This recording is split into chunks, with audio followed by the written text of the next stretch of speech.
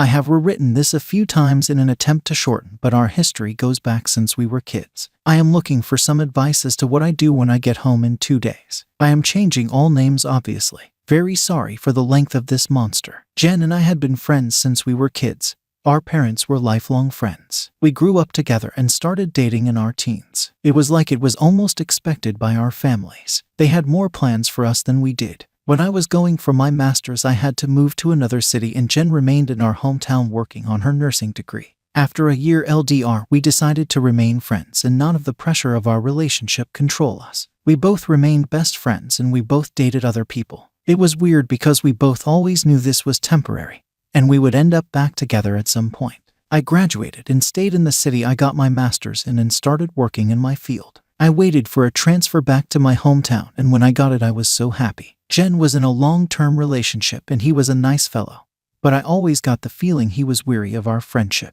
I understood the vibe and stepped back out of respect, although she and I would talk several times a year. My boss and mentor, I will call Paul 44M, was a great guy and we became good friends. He taught me the ropes and one day came down from the ivory tower and wanted to talk. He explained there was an open position in a foreign city for 2 years and it would be advertised shortly. He explained the position and even though the money wasn't huge, all expenses such as rent, hotel and expenses related to travel were covered. Basically, I would be based in Tokyo and have to travel once in a while to other Asian cities for a few days here and there. I thought about it, talked to my friends and parents. Paul said it was a bitch position, but would be a great opportunity to prove myself and climb the ladder. I thought, why not? I could save most of my salary and gain valuable experience. Paul said he would speak to the old man and if I wanted it he would recommend me. He explained he himself did something similar years ago, and it helped his career. So off I went. The first year was horrible, getting used to the culture and social rules.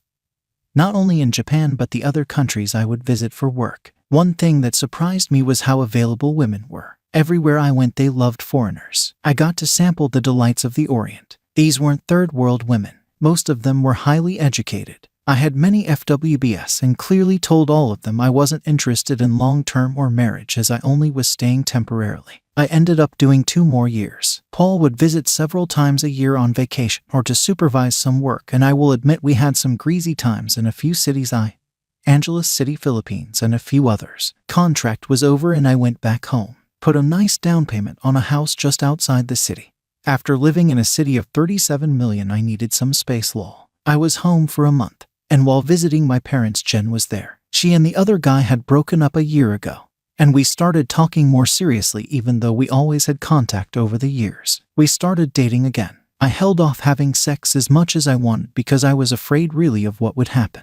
I had developed an addiction of having various partners while in Asia, and was trying to control that desire before Jen and I got serious. I mean, everyone including Jen knew I dated, but on social media there would be infrequent photos of me and different women. My mother called me a whoremaster a few times, and well, to be truthful, it kind of stung. Now is when things start to fall apart. Jen and I slept together, and for lack of a better word, she was very surprised. She said I was different and was never like that before. She meant it like I had gained a lot of experience, to put it nicely. She asked me some questions and I admit I did trickle truth her. I didn't tell her the exact number because even if it was divided by 3 it was scary. I had no doubt that I was and could be faithful to her. The seed I inadvertently put in her mind that night would create some serious issues later. Now of course our families were thrilled we were together.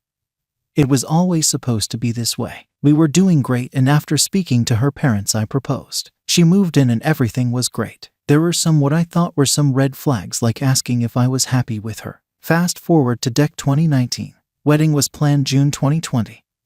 We all know how 2020 went, don't we? Christmas was great, and close to New Year's we would have the first D-Day. I was sitting down doing some work on the PC, and Jen and her cousin Tama 32F were looking through some wedding stuff. I have also known Tammy since we were kids and we were cool. Jen asks if we can talk and Tammy walks into the living room and sits on the sofa. I went to sit at the table to talk to Jen. She starts by saying for me to not interrupt or freak out.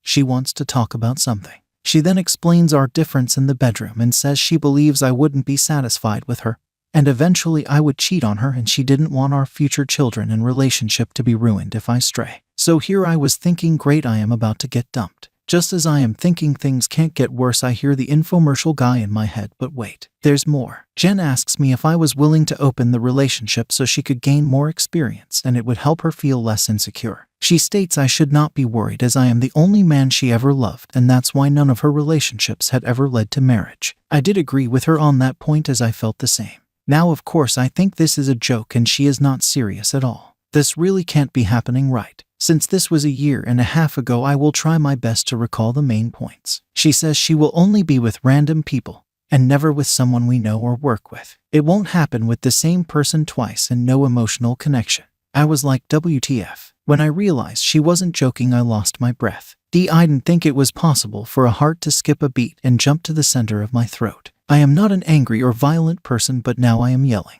I am starting to understand why Tammy stuck around close by. I yelled, Tammy, did you put her up to this? Tammy says she is just there to support Jen. Wow, thanks so much. So then Jen says I am free to do as I wish under the same rules, and I said no. I am so pissed at this point, and even writing this now I am raging. I then said I don't want one-night stands. I just want one person. She says who? I looked at Tammy and not in the eyes and said, I wanna FCK Tammy. Now I get a rise out of Jen, and Tammy wasn't expecting that, and she is a bit red in the face and now uncomfortable. Jen says no.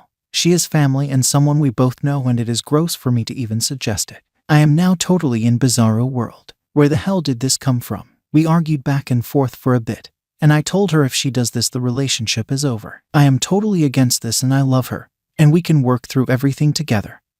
But not this. I stormed off, grabbed my pillow and went to the guest room. I could hear them downstairs for a bit but couldn't hear what they were saying.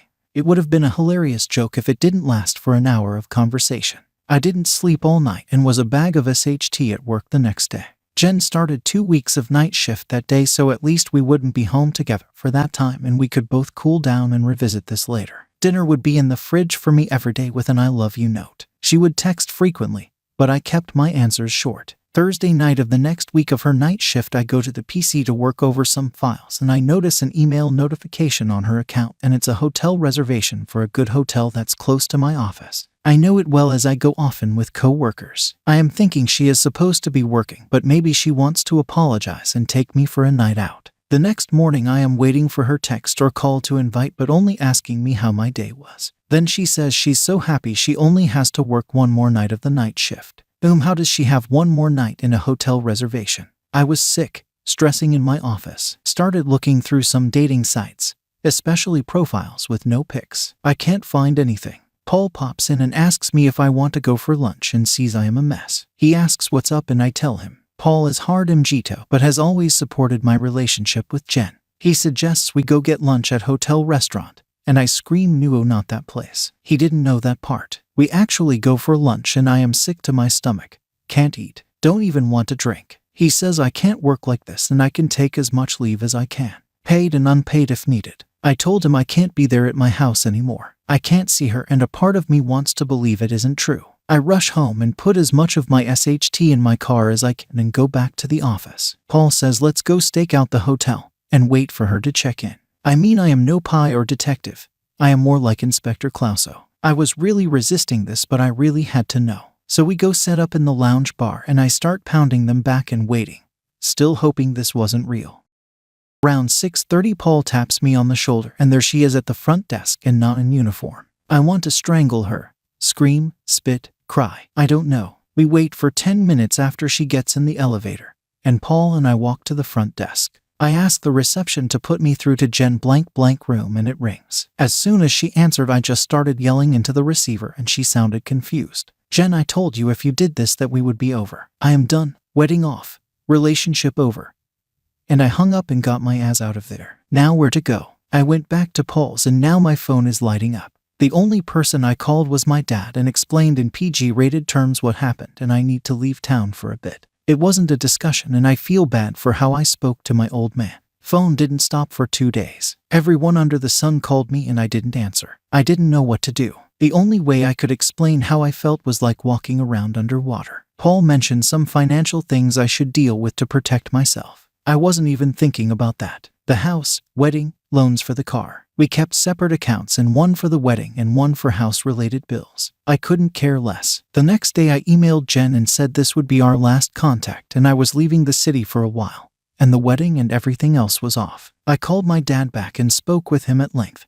And while he was crushed, he understood I needed time and space. He said he still hopes we could work it out. 10 days later, I boarded a plane and traveled to Bali. I never answered any of her or anyone's messages or emails. I don't know if she left the hotel that night or stayed. I didn't care. I eventually landed in Bali and climbed into a bottle for the next month and went offline with the exception of my dad and work. Didn't even care if I got fired. I wish I could say I enjoyed myself, but was mostly just drunk. I felt a lot of rage and shame and hate about how things went down. I kept in touch with Paul about my leave, and after 3 weeks he asked if I could run back to Tokyo to look after some things. We talked about the new global virus, and I mentioned coming back to Canada to settle things there as I was hearing rumors of potential lockdowns. I got to Tokyo on March 1st, and it felt good to get back to work even if it was just a little. After hearing lockdowns were coming, Paul mentioned me getting back to Canada, but I said meh. It's only going to be 30 or 60 days. I need some time to plan my next move. 30 to 60 days. FCK me. I was still in Japan for another year before I got vaccinated. But by this time I didn't really want to go home. My house was rented out and I was talking to family but refused any info about Jen. On Sept 21 I received news my dad had a heart attack and was doing well but would need a triple bypass. This surgery is serious. Not as serious as it was 40 years ago, but I still want to see him, and just in case. I know when I get home it is going to turn into a SHT show, and I really don't want that. Just want to see my folks and thank Paul for all he has done for me, even as selfish as I was. But I know I am going to have to see her, and I have no idea how I am going to feel or think. I am so sorry for the length of this. Even still, I left a lot out. Any advice, tips, or insults would be appreciated. I am flying out in 4 hours and will land in about 24 hours.